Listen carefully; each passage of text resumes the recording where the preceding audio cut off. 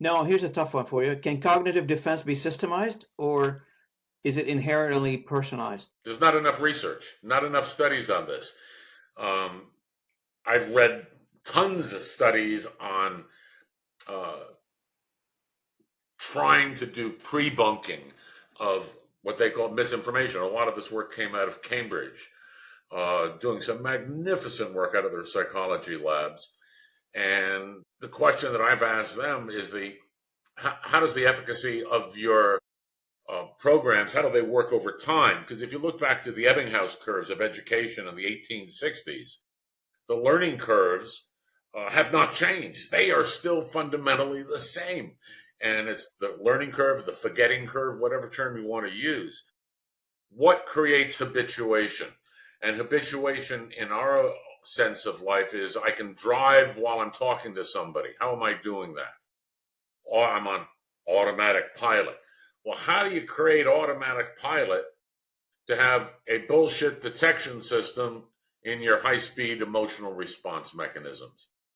That does not exist, to the best of my knowledge, at scale yet. I don't think there's been enough experimentation, and a lot of what I've been writing about and talking to people about is we've got to get funding into these studies to understand, because right now going after one person at a time is another recipe for failure. That's right. That's right. Absolutely. Now, for those who are listening who are in a CEO position or operators, small entrepreneurs, even large companies who are in managerial position or executive position, they're listening to this and saying, "No, disinformation is just a political thing," or as you called it, No, misinformation. There is, I think there is an economic factor to this. Who actually pays the price when the trust collapse? ultimately, at the end of the day, the man on the street, Joe the plumber, and you and me, ultimately.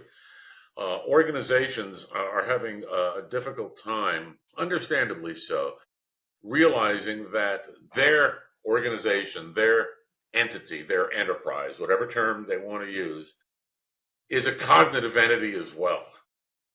And that cognitive entity is made up of all of its constituent parts, which are its employers, its contractors, all of the people that keep that engine running. I, as a bad guy, I know this. Now, that makes it easier for me to design attacks against the big cognitive, big C, by going after all the little C's and by creating. Now, in the financial world, those little C's could be investors. They can be the people on Wall Street. We've seen what happens with blips and accidents that have occurred, just complete accidents. We've also seen what happens when manipulation of the markets have occurred in certain cases.